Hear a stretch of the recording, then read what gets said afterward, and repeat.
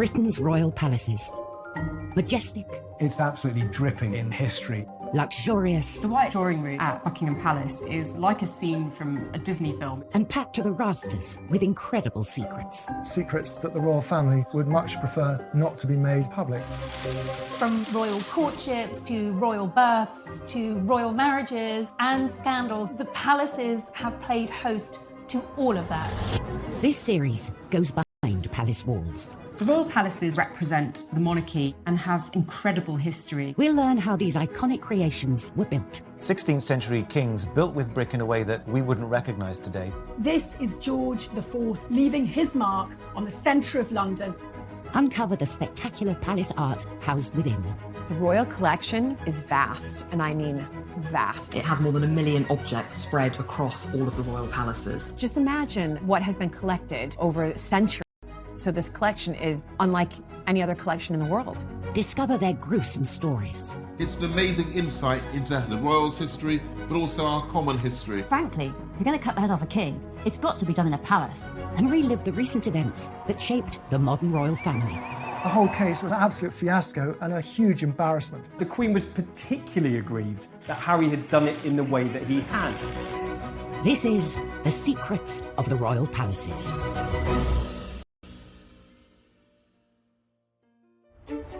This time, royal security under the spotlight as the Queen gets locked out of her own palace. Nelson's Gate wouldn't open. And the Queen was actually kind of locked out of her own house.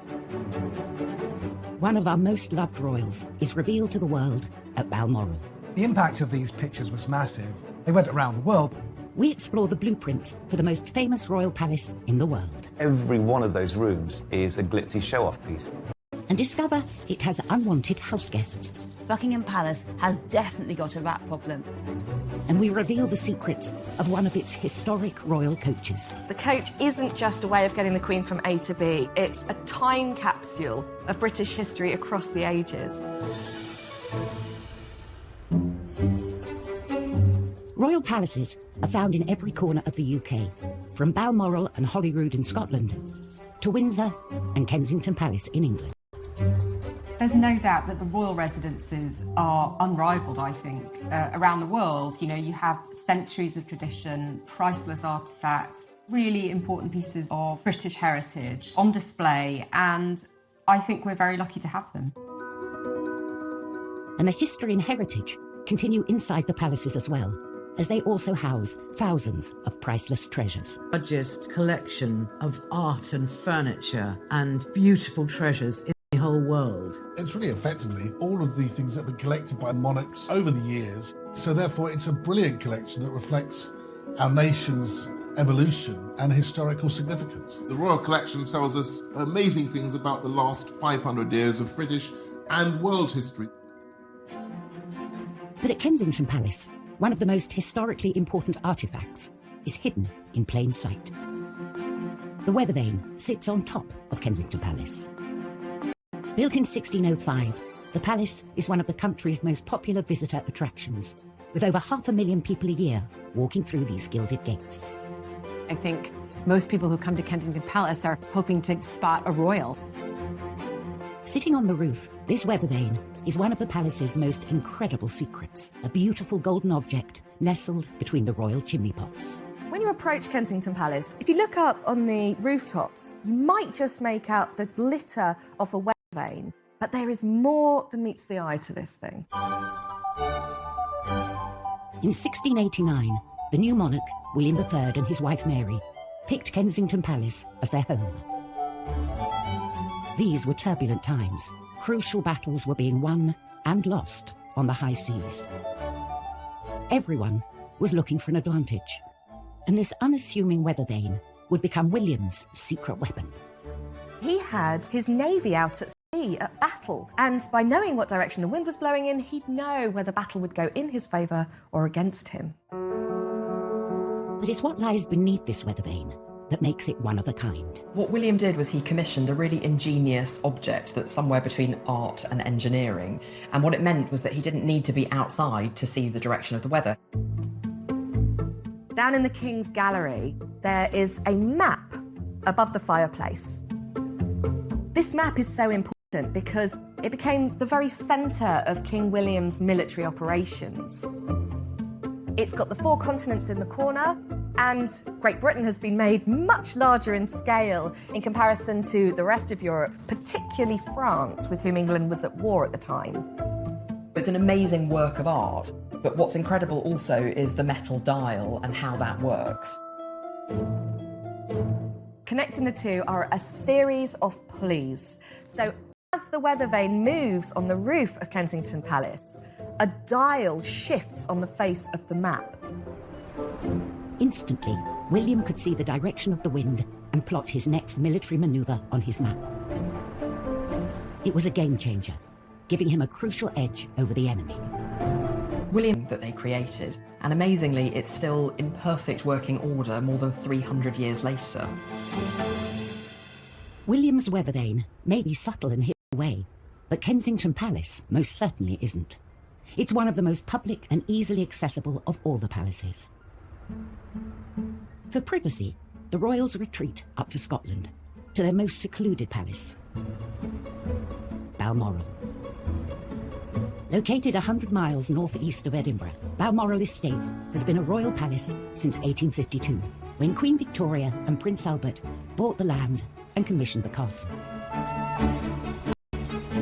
Balmoral is where the royals go on holiday, but it's not like the kind of holiday the rest of us have. They are woken to bagpipes in the morning. They are piped into dinner in the evening. They dress up for dinner in formal clothes. It's quite a rigid life, but between those markers during the day, there is enormous freedom.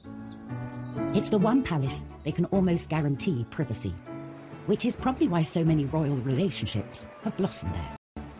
The Duke and Duchess of Cambridge spent time there when Kate was first being introduced to the family. But probably the most famous Balmoral romance happened in 1980.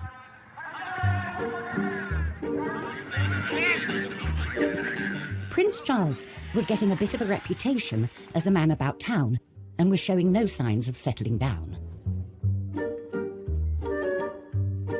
The first duty of the Prince of Wales was to find a wife, produce heirs to the throne, because that is their number one priority, securing the line of succession. After a series of failed relationships, pressure was mounting from within his family for him to find a suitable match. He was over 30. He had had a string of girlfriends. His father felt that it really was important that he needed to settle down, stop being a playboy, stop playing the field, and find a wife. And the press was also getting restless, going into a feeding frenzy whenever Charles was seen out with a lady. There was a lot of speculation, poor fellow, whenever he was seen with anybody, is she the one? He did feel pressure, there's no question, from the press, from the media, and indeed from his own family.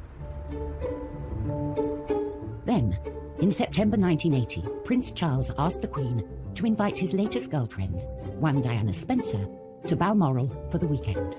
A positive sign that this relationship was important to him. But for any potential wife or husband, there is a secret tradition that takes place at this royal palace. The Balmoral test, a pretty terrifying moment for any would-be royal girlfriend. You're really given the... Stay in one of the royal residences. I mean, there's a lot of pressure to try and get it right. And other girlfriends of Prince Charles had fallen down. Would Diana pass the Balmoral test? This was a make-or-break moment for the budding relationship. The Queen thought this girl is completely charming and she seems to love everything about the outdoors, which of course she didn't at all. But she was really putting on a good show. Diana was a huge hit at Balmoral that summer. She fitted in with everything that the royals do up there. She went for long walks, she fell in puddles of mud and got up and roared with laughter. Everybody fell for her that weekend. They have lots of outdoor barbecues where Prince Philip usually prepares and cooks the food. The Queen often does the washing up. And Diana was very happy to help. She rolled up her sleeves, by all accounts. She absolutely nailed it.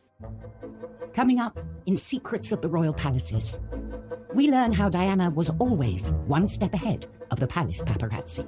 When I moved to either side to try and photograph her, she used the mirror to keep a tree between me and her. Very clever. And we discover how the Queen Mother dealt with unwanted house guests. She got the gun and she used to shoot them in the ruins of this assembled part of Buckingham Palace. The royal palaces come in all shapes and sizes. Some are opulent and luxurious, while others are more homely and simple.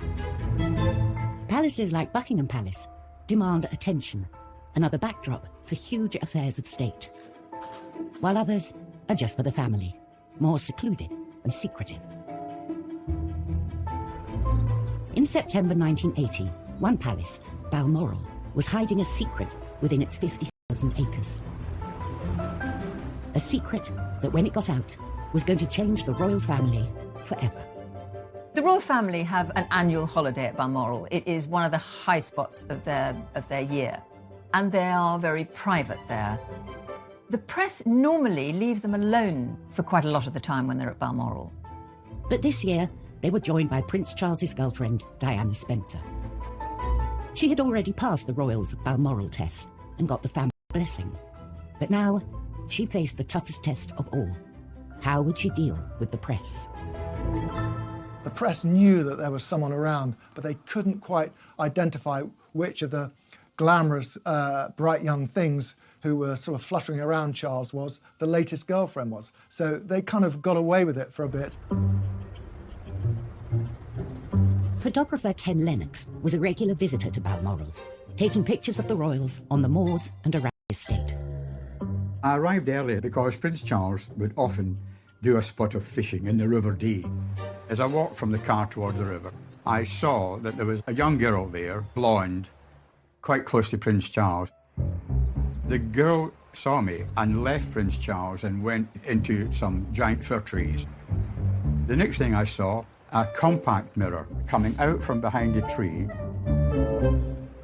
She turned her back to them, and I think she held up a mirror so she could see them, and they saw the mirror glinting. In her life, Diana proved herself savvy. She deliberately didn't want to be photographed.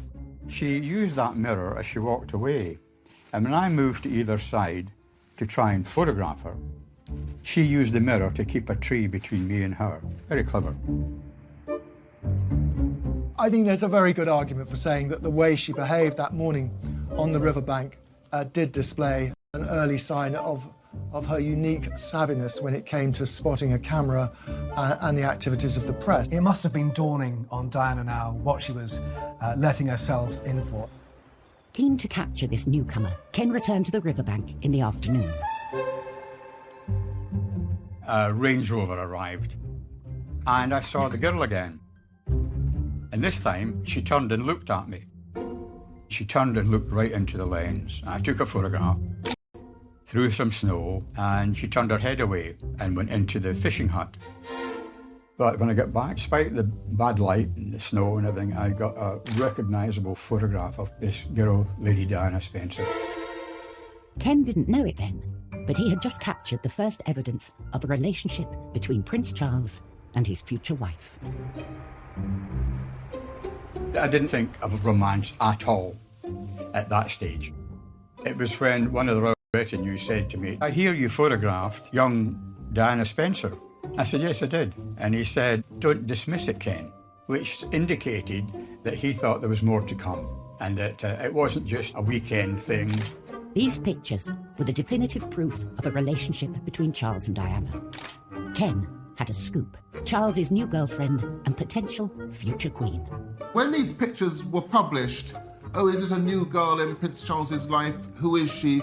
And she's very much in the sort of Balmoral milieu. This aroused lots and lots of interest and lots of speculation, which is great for the press, but more difficult, I think, if you're Diana. The impact of these pictures was massive. They went around the world because at that moment he was the most eligible bachelor in the world. And the fact that this girl, Diana, we now know, was back there so soon after the first spotting obviously was significant. She was suddenly front page news. And really from that time on, from September 1980 onwards, for the rest of her life, Diana was on the front pages, and she rarely left them. Hidden away in the Highlands of Scotland, Balmoral had proved the perfect palace backdrop for this blossoming relationship. Buckingham Palace, on the other hand, was designed to be seen. It's the most famous and most visited of all the royal palaces. London. It's pomp and circumstance, it's royalty, it's queen, it's the most iconic palace in the entire world. Buckingham Palace is Monarchy HQ.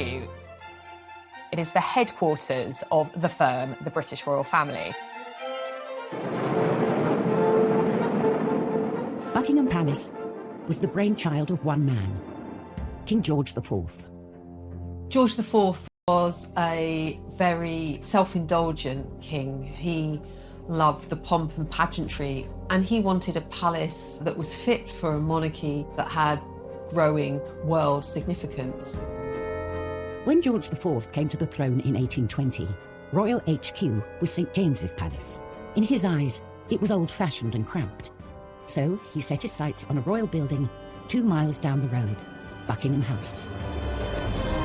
George felt it was a building he could transform into a palace worthy of someone of his status.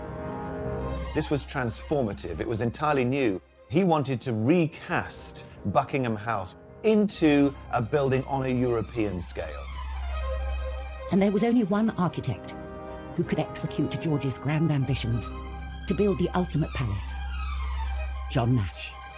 He'd already built some of the most spectacular buildings Britain had ever seen, including the Theatre Royal Haymarket and Brighton's Royal Pavilion. George IV, the showman, always wanted to show off, and Nash was the man to do it for him. Nash had turned the middle of London into a theatrical promenade. He was ingenious. Nash set about transforming Buckingham House into George's vision of a royal palace, doubling the main block in size and massively enlarging the rest. This is George IV leaving his mark on the centre of London. But only part of Nash's exterior remains today, and it is only seen by a privileged few. For those lucky few invited to a garden party, say, there is an opportunity to see the rear elevations. Yellowy sandstone, sloping down to lawns, and beyond them, gardens, a lake. It's a neo-French classical style, and it's now, of course, hidden from public gaze. However, the back of the palace was relatively dull in comparison with George and Nash's plan for the front. The pièce de résistance was Marble Arch. The arch was built in front of the palace as its grand entrance. A marble from Italy. Every time the monarch swept through there, it would be with an imperial grandeur. But unfortunately, George never did get to sweep through the arch. He died in 1830, aged 67, before his grand palace was completed. The first monarch to move in was Queen Victoria in 1837, but she felt the palace wasn't big enough and started a major expansion project. She added an east wing. She basically needed more room for the kids. And the first casualty of her build was George's Marble Arch. This arch was basically in the way. It needed to be moved for her to extend the palace. Marble Arch was painstakingly moved, stone by stone, to its current location at the end of Oxford Street. Marble Arch used to be the entrance to Buckingham Palace. Now it's sort of in a busy roundabout. It must have been something of a heartbreaker of a job to dismantle something and then rebuild it for no purpose. As what? A folly, an eye-catcher? It just sits there. It was a monument that no one really wanted. But for all Buckingham Palace's pomp and grandeur, it's been hiding a secret for centuries. A secret it would very much like to get rid of. Rats. Buckingham Palace has definitely got a rat problem. When Queen Victoria moved to Buckingham Palace as Queen, she was shocked by how many rats there were. The rats treated Buckingham Palace like their own personal playground, and when Victoria moved in, she tried to put a stop to it, and really it ended up being a bit of a battle. It got so bad that Victoria had to appoint her own rat catcher. And this was Jack Black, whose title was VR, Rat and Mole Catcher to Her Majesty. And he really was the rat whisperer. I think that Victoria really hoped that he would exterminate the rats for good, but I'm afraid he didn't. The rats continued to plague Buckingham Palace throughout the reigns of all the monarchs. And in World War II, the Queen Mother used to use the rats as target practice. So she had a gun and she was practicing for what to do in case Hitler invaded and she was kidnapped. So she was using these rats for target practice. She got the gun and she used to shoot them in the ruins of this crumbled part of Buckingham Palace. So the rats have always been a problem throughout all of Buckingham Palace.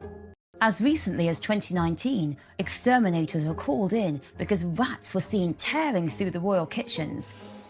I honestly think that the best place to be in London if you're a rat is Buckingham Palace. There's lots of food, there's lots of hidden places, there's lots of holes because it's such an old house. So rats have a good time in Buckingham Palace and they historically always lurking under the floorboards. Still to come on Secrets of the Royal Palaces, Nash and George's grand front gate has gone. The palace's dazzling staterooms more than compensate.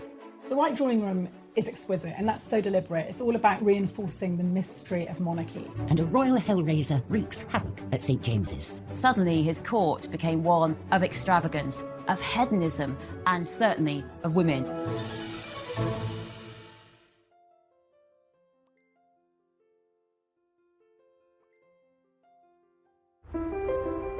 The British royal palaces are as individual as the monarchs they house. For good or ill, these palaces were lived in by the people that were ruling over us going back over 1,000 years. So they're an insight into the history of the country, into the archaeology, into the domestic practices, and it's incredible insight into everybody's history. The palaces can change as often as the monarchs, falling in and out of favour, being bought, sold, demolished, or extended. But some extensions are more famous than others. When you think of Buckingham Palace, you actually think of the balcony. Ask anybody across the world, and the landmark they want to go see the most when they come and visit is the infamous balcony. For over a century, it's been the focal point for our national celebrations. It is the place where the royal family and the people connect. Walking out there and seeing the crowds of people cheering must be overwhelming. This stone platform has become the place where we welcome new monarchs and celebrate royal marriages. On this balcony, some traditions have been shaped by popular demand. Prince George of Kent and Princess Marina became the first royals to wave to the crowds in 1934. And in 1981, Prince Charles and Princess Diana bowed to the crowd cheers and became the first newlyweds to kiss on the balcony. A tradition that continues today.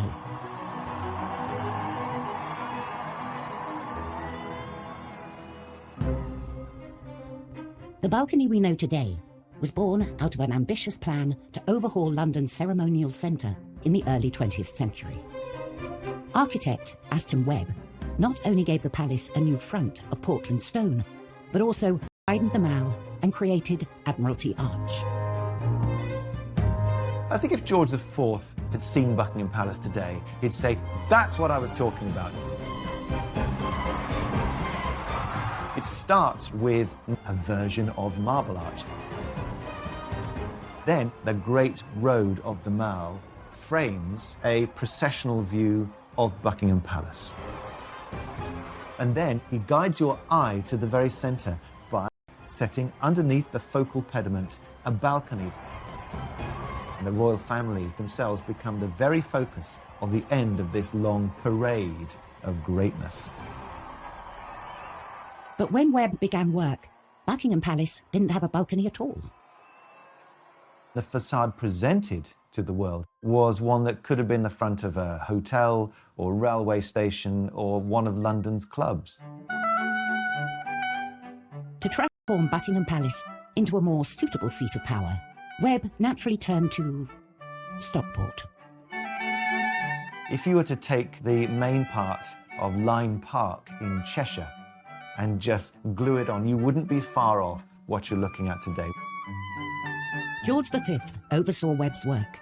He made sure that the palace's balcony was front and centre, so that it could be used on occasions when the king and other members of the royal family wished to show themselves to the people.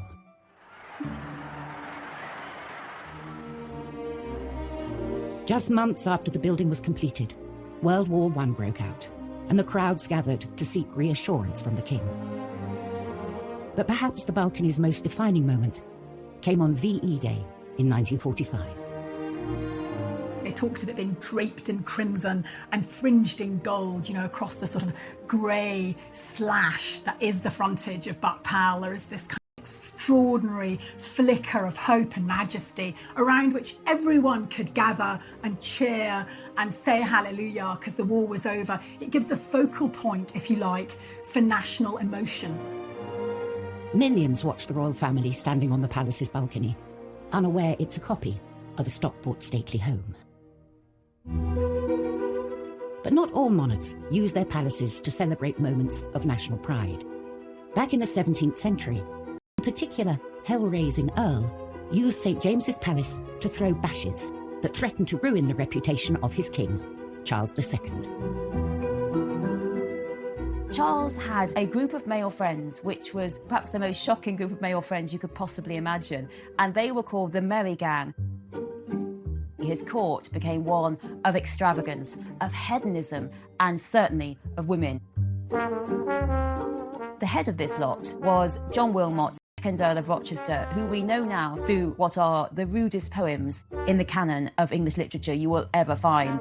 I mean, there aren't many about trees and flowers, frankly, that everyone did go too far. And what he did was he wrote this poem called A Satire on Charles II, and it was savage. It savaged the king, it savaged the court, and it was so disdainful. And this is the worst line for me.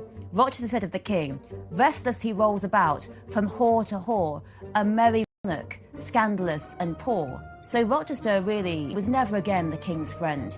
This poem marks the final break. That was the end of Rochester as being part of the king's court until his death, finally, fittingly, of syphilis in 1680.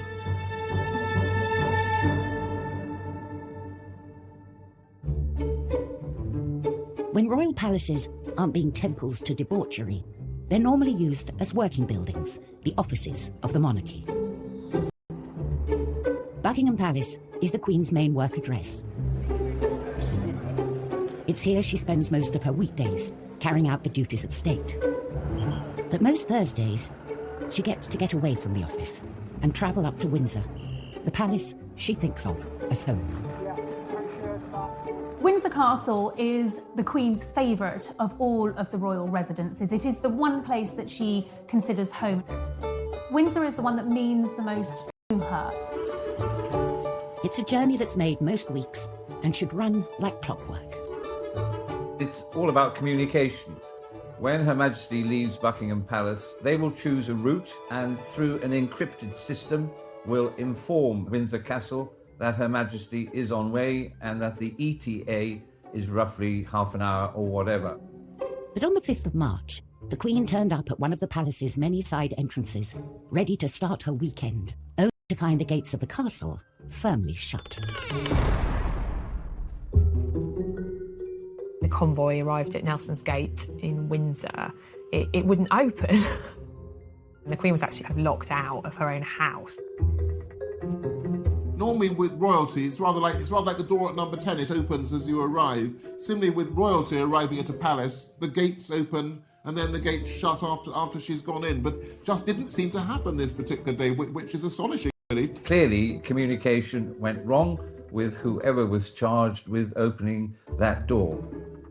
The Queen, who values punctuality, can be seen looking very fed up in the back of her car with one of her dogs for company. Passers-by were taking pictures and kind of laughing because there was the Queen kind of sat there like a sitting duck. It's all rather embarrassing.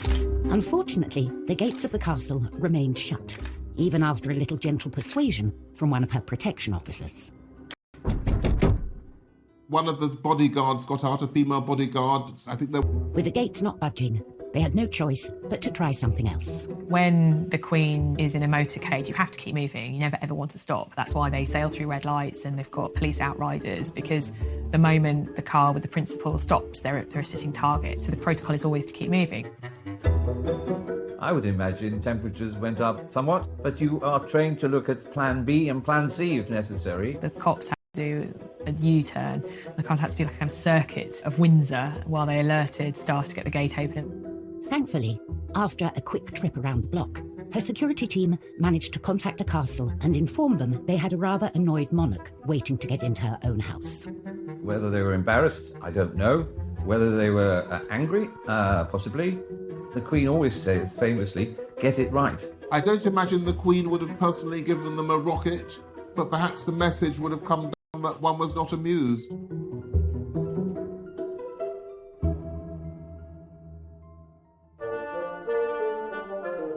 The royal palaces house an extraordinary range of art and design objects, and some are as practical as they are beautiful.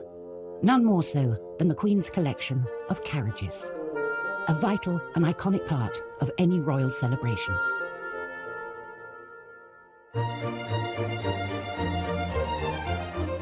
These carriages are usually reserved for big occasions, coronations, state visits, royal weddings, or the opening of Parliament. The royals have to use these carriages because it's tradition. It's what we all remember. It's what we see in the history books. It's what we envision. They form part of that pomp and ceremony and circumstance that we associate with monarchy and that the public enjoy. I never want the royal carriages to go away. There are more than 100 coaches in the royal collection, and the most important carriages are held here, at Buckingham Palace's Royal Mews.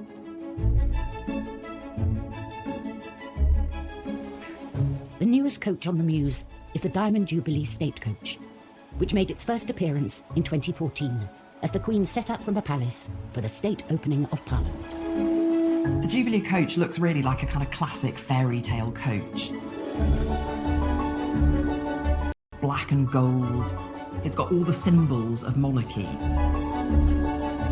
It's more than 5 metres long, it's 3 metres high, and it needs 6 horses to get it going.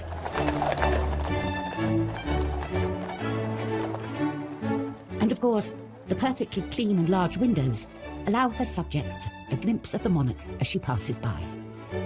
We can see them much better. If they were in a car, it's faster.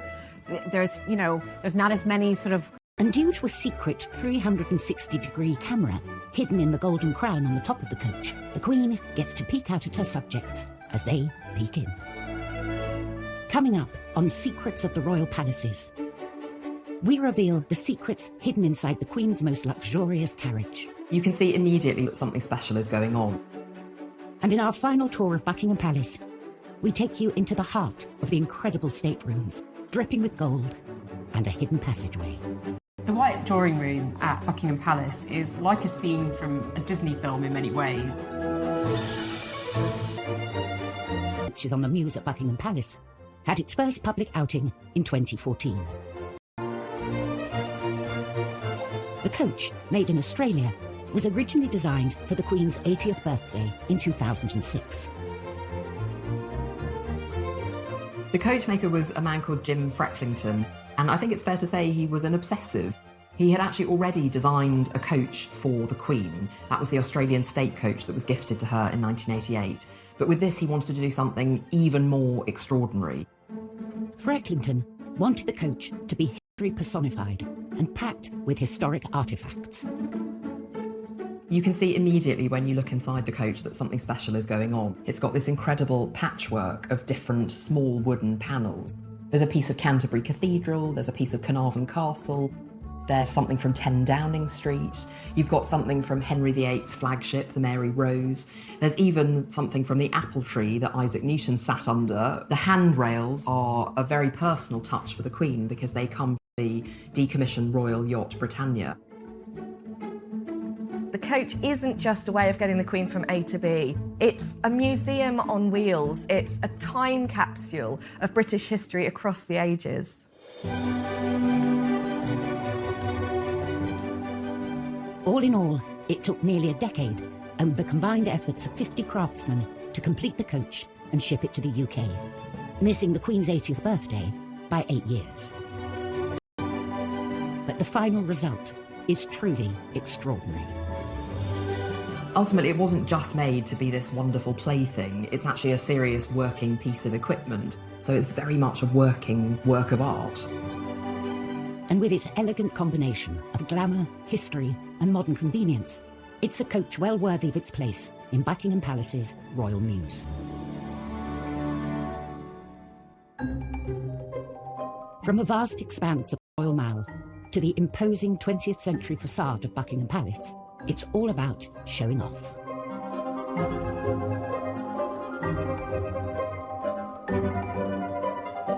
When you walk in, it's a little bit like the TARDIS. You get past the kind of dull grey exterior and in you go, and all is opulence. And this wonderful sense of being transported into another world. George IV and his architect John Nash transformed what was Buckingham House into this most famous of royal palaces. Guests enter the Grand Hall and make their way through to the Grand Staircase. The Grand Staircase is a double-legged staircase that sweeps up to the first floor apartments. If you look up to this glass ceiling, it's almost like God is shining down on you. And of course, lest we forget, and I'm sure George IV never forgot, royalty, especially, was regarded as God's appointed messenger on earth, the divine right of kings. After the staircase, visitors arrive at a series of state rooms. The sequence of rooms by design in a royal palace are intended to get grander and grander as you get closer and closer to the heart of the monarchy and the private apartments of the monarch. But what's notable here is that they're all splendid. The state rooms contain many great treasures from the royal collection, including the greatest painting and sculptures through the ages, and some of the best English and French furniture in the world. Every one of those rooms is a glitzy show-off piece. The grandest of all the state rooms is the White Drawing Room. The White Drawing Room is exquisite, and that's so deliberate. It's all about reinforcing the mystery of monarchy. The grandest of the staterooms, adorned with French and English finest porcelain and furniture. The White Drawing Room at Buckingham Palace is like a scene from a Disney film in many ways. You have these incredible high ceilings, everything decorated in gold piano, enormous chandeliers. You know, it's what you'd imagine the Queen's Palace to look like. This room holds a palace secret. If you look very carefully, there are two mirrors, and one of them is just a chink ajar. And if you ask very nicely, someone might show you that it actually opens slightly. And that is the way that the Queen accesses her private apartments. The Queen enters from her royal closet, and out she pops, there to be presented among the chosen few. So really, Nash did us proud, or rather, did her proud. With no expense spared, Buckingham Palace has been wowing kings, queens, presidents, and the public for hundreds of years. It's the quintessential palace in the heart of London.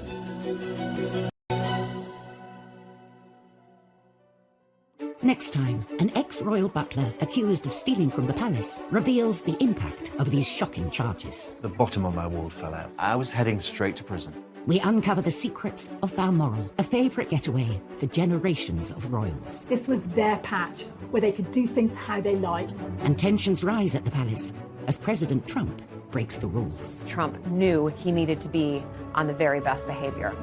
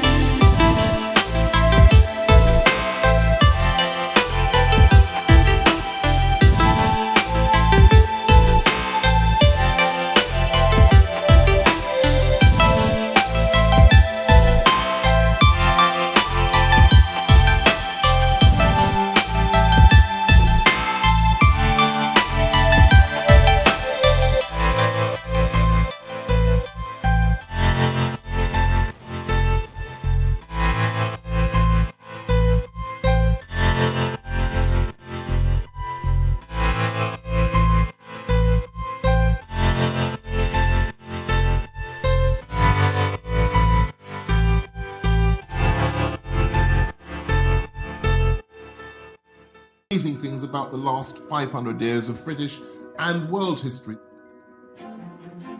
But at Kensington Palace, one of the most historically important artefacts is hidden in plain sight. The weather vane sits on top of Kensington Palace. Built in 1605, the palace is one of the country's most popular visitor attractions, with over 500,000 people a year walking through these gilded gates. I think most people who come to Kensington Palace are hoping to spot a royal. Sitting on the roof, this weather vane is one of the palace's most incredible secrets, a beautiful golden object nestled between the royal chimney pots. When you approach Kensington Palace, if you look up on the rooftops, you might just make out the glitter of a weather vane, but there is more than meets the eye to this thing. In 1689, the new monarch, William III, and his wife Mary, picked Kensington Palace as their home.